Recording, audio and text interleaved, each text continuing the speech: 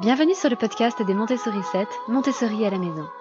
Je suis Anne-Laure Schneider, formatrice Montessori et maman de 5 enfants instruits en famille. Ma mission, c'est d'aider les parents, les assistantes maternelles, bref, tous ceux que dans notre communauté nous appelons des sourissettes, à mettre en pratique la philosophie Montessori chez eux, avec leurs enfants ou les enfants qu'ils gardent. Dans ce podcast, nous parlerons donc de pédagogie Montessori, mais aussi de discipline positive, d'instruction en famille, ce que l'on appelle aussi l'école à la maison, de co-schooling et de bien d'autres choses encore. Aujourd'hui, je vous donne rendez-vous pour le lancement d'une mini-série spéciale de ce podcast en plusieurs épisodes pour décortiquer avec vous à la fois les objectifs directs mais aussi les objectifs indirects de différents domaines d'activité Montessori. Aujourd'hui, nous allons aborder la vie pratique Montessori, demain la vie sensorielle, puis les activités de langage entre 3 et 6 ans, et enfin les activités de calcul 3 et 6 ans. Et c'est peut-être quelque chose que je continuerai à l'avenir avec d'autres grands domaines d'activité Montessori, pour les plus jeunes, pour les plus âgés, en ce qui concerne la découverte du monde, la géographie, l'histoire, etc. Mais commençons déjà par ces 4 grands domaines et donc aujourd'hui plus spécifiquement la vie pratique. Alors si vous n'êtes pas forcément très familier des grands domaines d'activité Montessori, la vie pratique est un domaine qu'on aborde très jeune, en fait dès ce que l'on appelle la communauté enfantine, c'est-à-dire dès que les enfants savent marcher avec assurance. Et c'est quelque chose que l'on va poursuivre jusqu'à l'adolescence. C'est donc probablement avec le langage, le domaine d'activité Montessori le plus large qui soit, celui qui couvre la plus grande tranche d'âge. Les activités de vie pratique Montessori correspondent à toutes sortes d'activités du quotidien que l'on va proposer aux enfants, comme les cadres d'habillage pour s'habiller tout seul, des versets, des transvasements, du soin de l'environnement aussi, donc des activités qui consistent à nettoyer, passer le balai, laver une table, mettre le couvert, faire un joli vase avec des fleurs, ce genre de choses. Et puis aussi des activités qui concernent le soin de la personne, donc des activités qui vont aller de se peigner les cheveux jusqu'à se moucher, se laver les mains, voilà, tout ce qui peut relever du soin de la personne, en l'occurrence l'enfant qui va apprendre à prendre soin de lui-même. Et puis on a aussi quelques activités qui relèvent plus de la motricité globale, comme marcher sur une ligne. Donc vous voyez que les activités de vie pratique peuvent être très variées. On a beaucoup de choses différentes et c'est forcément quelque chose, vous vous en doutez, qui peut s'adapter à tous les âges. Parce qu'on peut proposer des activités de la vie quotidienne qui sont adaptées aux tout petits bébés. Quand je dis bébé, je pense à des enfants d'1 an et demi, 2 ans, qui vont être passionnés par la vie pratique. Et c'est aussi quelque chose que l'on peut prolonger facilement pendant l'adolescence, où les enfants qui ne sont plus vraiment des enfants, les adolescents, ont des besoins très différents. Ils ont besoin d'exercer davantage leurs muscles. Ils ont besoin d'activités évidemment plus physiques, plus stimulantes, plus intenses. Donc forcément, on va passer un cap aussi dans les activités qu'on va pouvoir leur proposer. Mais la particularité des activités Montessori, c'est que certains objectifs sont toujours évidents. Donc là, pour la vie pratique, la première catégorie d'objectifs sur laquelle on va s'arrêter est relativement évidente. Il s'agit d'acquérir de l'autonomie et de l'indépendance dans la vie quotidienne. Mais vous allez voir qu'il y a bien d'autres objectifs, indirects, un peu plus subtils, et vous serez peut-être surpris d'apprendre tout ce à quoi peut servir la vie pratique. Au-delà, bien évidemment, de son utilité évidente pour apprendre à se débrouiller dans la vie de tous les jours. Car c'est bien le premier objectif de la vie pratique, c'est donc aider l'enfant à gagner en autonomie et en indépendance dans sa vie quotidienne. C'est pour ça que c'est quelque chose que l'on démarre très tôt, parce qu'au moment de la naissance, le nourrisson est totalement dépendant des adultes qui l'entourent, mais petit à petit, en évoluant, et en particulier à partir du moment où il est capable de marcher avec assurance, eh bien il va avoir envie d'assumer plus de responsabilités, de faire davantage de choses par lui-même, comme les grands. C'est souvent la grande expression de tous les enfants, je voudrais faire comme les grands. Pourquoi l'intérêt de la marche comme premier critère pour savoir si un enfant peut démarrer la vie pratique? C'est que c'est le propre de l'homme, nous sommes des bipèdes, nous marchons sur nos deux jambes et cela libère nos mains pour faire autre chose. Donc il est difficile de faire des activités de vie pratique tant que la marche n'est pas totalement acquise et que l'enfant peut marcher avec assurance en portant quelque chose dans les mains. Mais à partir de ce moment-là, eh bien nous allons pouvoir répondre aux besoins de l'enfant de nous imiter, de faire comme nous. Il est toujours frappant de voir à quel point les enfants préfèrent manipuler des objets réels, des objets de notre vie d'adulte, que des jouets. Si vous laissez à un enfant le choix entre utiliser votre éponge avec laquelle vous faites la vaisselle et un jouet éponge, ou pire une éponge en plastique, il n'y a aucun doute qu'il va choisir l'éponge. Il y a une vidéo que j'ai trouvée très amusante sur Facebook il y a quelques années qui montrait un papa qui présentait à son tout jeune bébé, un bébé qui, je pense qu'il avait, qui n'avait pas un an, je pense qu'il avait peut-être 6 mois, et il lui présentait des jouets de bébé et des objets de la vie de tous les jours d'un adulte, comme des clés, des outils, un téléphone, enfin des choses comme ça. Et l'enfant préférait systématiquement l'objet de la vie d'adulte au jouet qui était normalement fait pour lui. Donc ça répond totalement aux besoins des enfants et c'est le premier grand objectif de la vie pratique. Leur permettre de gagner en autonomie, en indépendance. Tout le processus de croissance de l'enfant et de développement de l'enfant vise à lui permettre de grandir en autonomie et en indépendance jusqu'à prendre son envol, jusqu'à quitter le nid familial et être totalement autonome. Mais évidemment, ça se construit, ça se fait petit à petit. Mais c'est quelque chose qu'il ne faut pas négliger, même chez les plus grands, même chez les adolescents, parce qu'on voit encore aujourd'hui, peut-être même plus, peut-être aujourd'hui qu'il y a 50 ans, des jeunes hommes, des jeunes filles, qui sont grands, qui sont étudiants et qui ne savent pas se faire à manger, qui ne savent pas nettoyer leur appartement ou leur studio, qui ne savent pas, alors généralement prendre soin d'eux-mêmes, on peut espérer que ça c'est acquis, mais qui ne savent pas forcément prendre soin de leur environnement. Et c'est bien dommage, parce qu'en fait, ces jeunes adultes ne sont pas encore totalement adultes, puisqu'ils ne sont pas totalement autonomes. Donc ça se prépare très longtemps à l'avance, y compris avec les grands bébés ou les très très jeunes enfants. Alors, vous allez peut-être être surpris ou avoir un peu d'inquiétude en vous disant que quand même, on va pas trop en exiger d'un petit. C'est bien que les enfants restent petits, profitent de leur enfance. Pourquoi les encombrer avec des tâches qui sont celles des adultes, etc. Et souvent, on veut bien faire en faisant le plus de choses possibles pour nos enfants. Mais si vous observez de façon totalement neutre un tout petit, eh bien vous allez voir qu'en fait il veut se joindre à vous chaque fois que vous faites des tâches ménagères, chaque fois que vous faites quelque chose de grand, une tâche d'adulte, une tâche de grand. En ce moment même, nous avons notre petit dernier qui a 20 mois.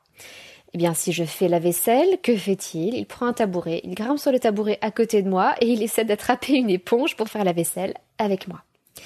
Si je plie du linge, qu'est-ce qu'il fait? Il attrape quelque chose dans la corbeille de linge et il essaie de le plier. Si je suis dans la cuisine et que je prépare à manger, il regarde tout ce que je fais, il essaie de faire à sa mesure. Alors évidemment, quand moi je prends un grand couteau pointu qui coupe, je lui donne un petit couteau à lame ondulée. Évidemment, on adapte le niveau des activités de vie pratique à la sécurité des enfants, à leur protection. Mais il veut faire les choses comme moi. Si je vais lancer une machine, il veut aller à la machine à laver et mettre le linge dans la machine avec moi.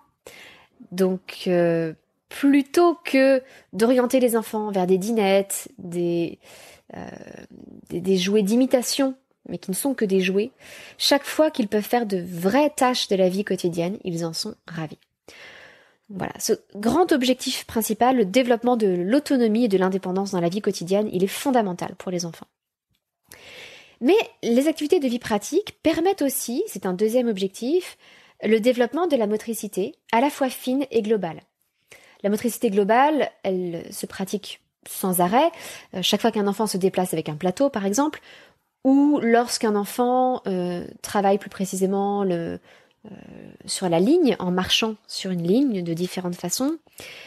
Et la motricité fine, on la travaille énormément, puisque les gestes que nous montrons aux enfants sont des gestes bien particuliers. Chaque fois que c'est possible, nous utilisons, plutôt que la main entière, ce que l'on appelle la pince à 3 doigts. Le pouce, l'index et le majeur. Vous allez voir que ça va répondre à un troisième objectif, qui est celui de préparer l'écriture, mais nous musclons plus spécifiquement ces 3 doigts. Alors évidemment, on ne va pas tenir une éponge à 3 doigts. En revanche, si on ramasse quelque chose, on va le ramasser avec 3 doigts. Chaque fois que l'on tient quelque chose d'un peu plus petit, on va utiliser ces 3 doigts. Et tout le travail de vie pratique utilise les mains, et nous allons muscler ces mains. L'enfant va apprendre à mieux les utiliser et à faire des gestes qui vont développer le contrôle qu'il va avoir sur sa main. C'est donc quelque chose à ne pas négliger. Là aussi, on démarre cela très tôt. Alors, on ne travaille pas à la pince de l'écriture avec des enfants de 18 mois. On démarre ça un peu plus tard. Mais avec des enfants de 18 mois, justement, on travaille la motricité de la main à un niveau assez global. C'est-à-dire que on ne s'attend pas à ce que l'enfant fasse des gestes très fins et très précis, mais on l'aide à passer d'un geste très pâteau, comme peut être celui des bébés, des tout petits bébés, à un geste un peu moins pâteau, un peu plus précis. Et petit à petit, on va faire progresser les enfants comme cela. Et là aussi, le développement de la motricité fine et globale, il se poursuit jusqu'à l'adolescence.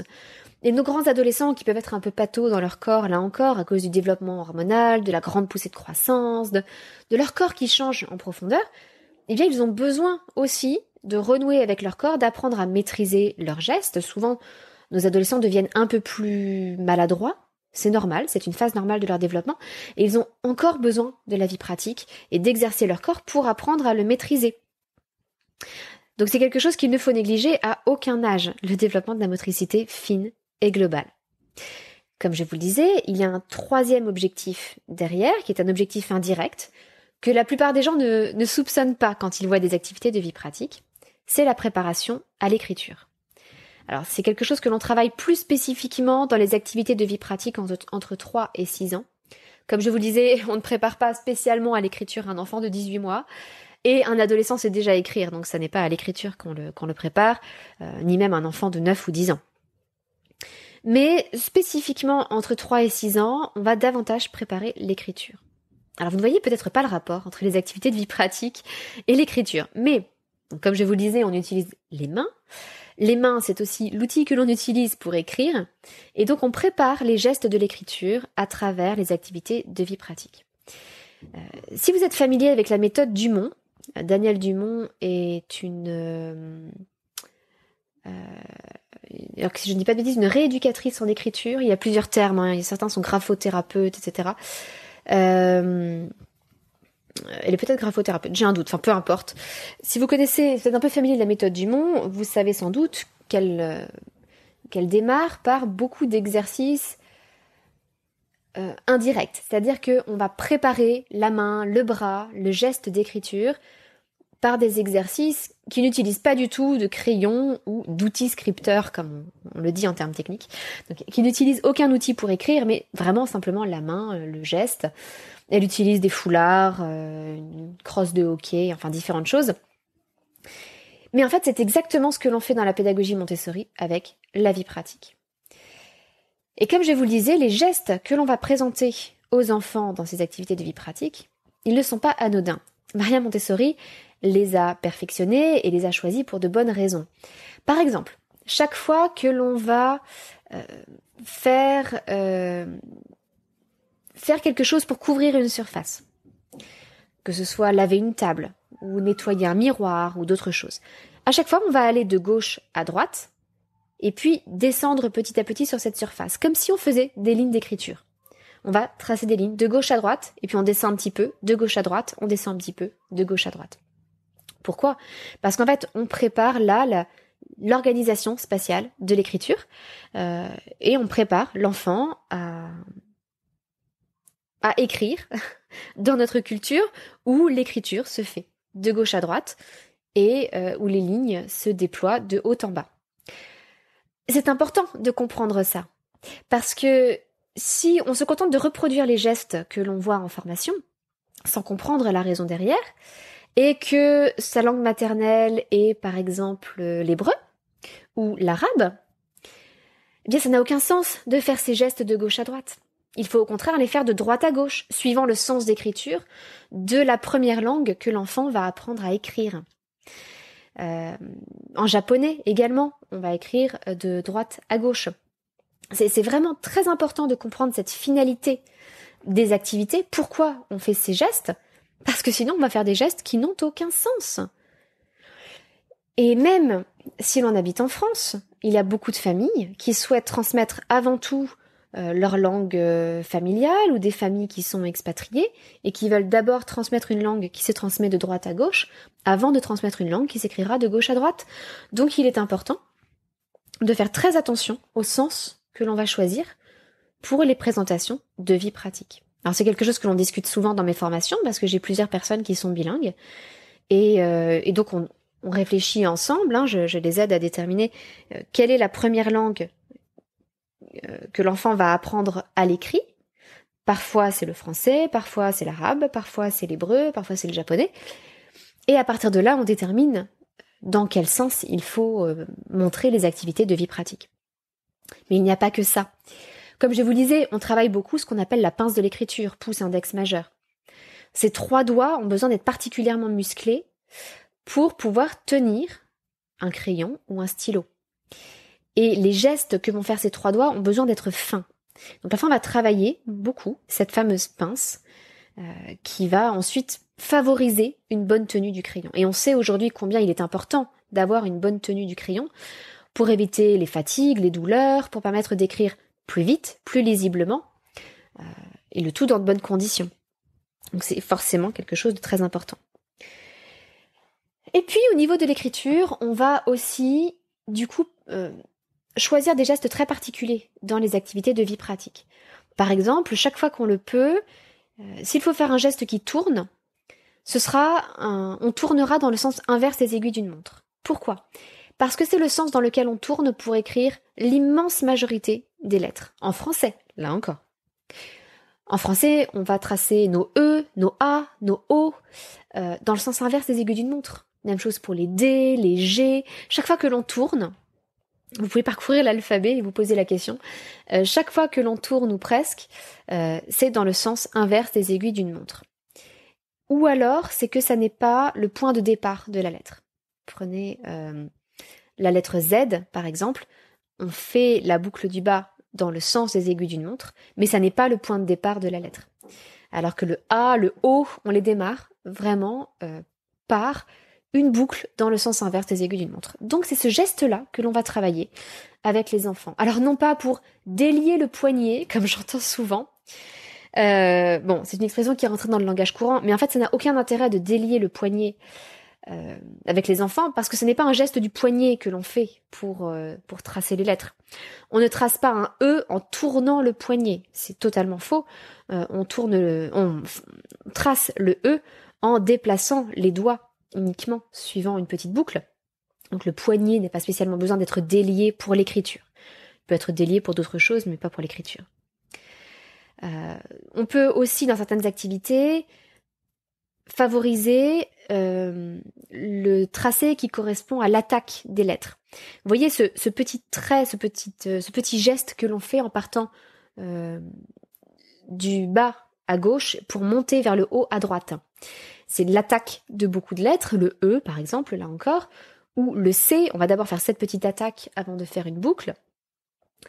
Eh bien, ce geste d'attaque, on va le travailler là aussi à travers certaines activités de vie pratique en faisant faire ce genre de geste à l'enfant sur de plus grandes surfaces et dans un autre contexte évidemment, dans des activités purement de vie pratique. Donc c'est quelque chose que l'on soupçonne la plupart du temps pas du tout, mais qui est pourtant peut-être le plus gros objectif indirect de la vie pratique. Donc c'est quelque chose de très très important à garder en mémoire. Et puis enfin, une dernière grande catégorie d'objectifs indirects que permet de développer la vie pratique, c'est le développement de toutes sortes de facultés cognitives. Alors, je vais mettre là-dedans beaucoup de choses parce qu'effectivement, la vie pratique pose les bases de beaucoup de choses. Entre autres parce que on aborde ces activités, comme je vous le disais, très jeune, vers 18 mois, sans aucun problème. Le seul facteur étant est-ce que l'enfant peut marcher de façon assurée. Alors, quel genre de facultés cognitives va-t-on développer grâce à la vie pratique ? Eh bien, l'attention, tout d'abord. L'attention vient en faisant quelque chose par plaisir et en le répétant. Et c'est comme ça que se développe l'attention. C'est en pratiquant l'attention qu'on la développe. Eh bien, les activités de vie pratique sont un excellent prétexte à développer l'attention de l'enfant. Et ce qui va souvent de pair, ça va développer aussi la concentration de l'enfant. Là aussi, à travers la répétition d'activités que l'enfant aime, pour lesquelles il est motivé, ces deux qualités d'attention et de concentration vont se développer très naturellement. Et ça me désole lorsque j'entends que des élèves de CP ne peuvent se concentrer que 15 minutes d'affilée, alors que j'ai vu, et pas seulement avec mes propres enfants, qui ont baigné dans la pédagogie Montessori depuis toujours, mais y compris avec des cousins ou des amis de passage, à qui j'ai pu occasionnellement présenter une activité Montessori, j'allais dire hors contexte, alors que sans qu'ils viennent régulièrement à la maison ou sans que ce soit dans une vraie séance de travail cadrée, j'ai vu des enfants de 4 ans passer 1h30 sur une activité de vie pratique Montessori, quelque chose que j'avais juste réuni sur le moment pour occuper ces enfants qui avaient l'air intéressés. Donc qu'on ne me dise pas que les enfants ne peuvent pas rester attentifs et concentrés longtemps. C'est faux, c'est totalement faux. Mais c'est quelque chose qu'il faut les aider à développer. Et pour ça, il faut de bons outils. Et il n'y a honnêtement rien de mieux que les activités de vie pratique Montessori pour ça. Parmi les facultés cognitives importantes du cerveau, parmi ce qu'on appelle les compétences exécutives de l'enfant, il y a aussi ce qu'on appelle la faculté d'inhibition, ou qu'on appelle aussi le contrôle inhibiteur. Le contrôle inhibiteur, c'est la faculté à s'empêcher de faire quelque chose, se retenir de faire quelque chose, résister à une pulsion. Et les très jeunes enfants n'ont quasiment pas de contrôle inhibiteur. Si vous mettez quelque chose devant un très jeune enfant, il va le prendre, ou le mettre à la bouche, il va en faire quelque chose, il va le toucher. Et ça ne sert à rien de demander à des tout jeunes enfants de ne pas toucher, ils ne peuvent pas s'en empêcher. Et petit à petit, les enfants vont développer leur contrôle inhibiteur. De sorte qu'un adulte, un adulte qui rentre dans un magasin de bonbons va se retenir d'attraper le premier bonbon qui passe pour le manger.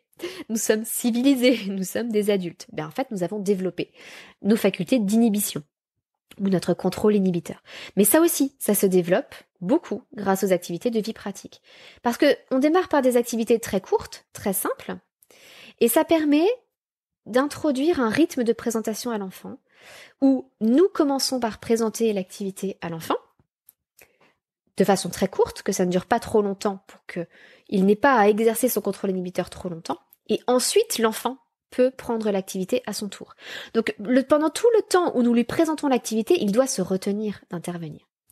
Et donc sur ces petits temps très courts, l'enfant va travailler son contrôle inhibiteur, et puis les présentations vont se rallonger petit à petit, mais l'enfant va grandir, là aussi, et donc petit à petit, il va entraîner et développer ce fameux contrôle inhibiteur. Mais il y a plein d'autres compétences exécutives ou facultés cognitives que l'enfant va développer, comme les facultés de planification, d'organisation, de structuration du travail. Les activités de vie pratique peuvent rapidement devenir beaucoup plus complexes, et donc il faut structurer son espace de travail déjà, ce qui est facilité par l'organisation d'un plateau d'activités Montessori. On ne place pas les objets n'importe comment sur un plateau. On ne pose pas les choses n'importe comment sur la table pour faire l'activité. Chaque objet est à sa place. J'ai toujours le souvenir de ce moment où nous avions fait des crêpes chez mon oncle et ma tante. Et ma tante, qui est droitière, avait passé le relais à mon père qui est gaucher. Et donc ma tante avait fait quelques crêpes, c'était au tour de mon père de prendre le relais, Et donc il prend, vous voyez l'espèce de raclette avec et la louche. Il prend la pâte à crêpes avec la louche, il verse la pâte à crêpes sur la plaque, avec la raclette dans sa main gauche, dans sa main la plus habile.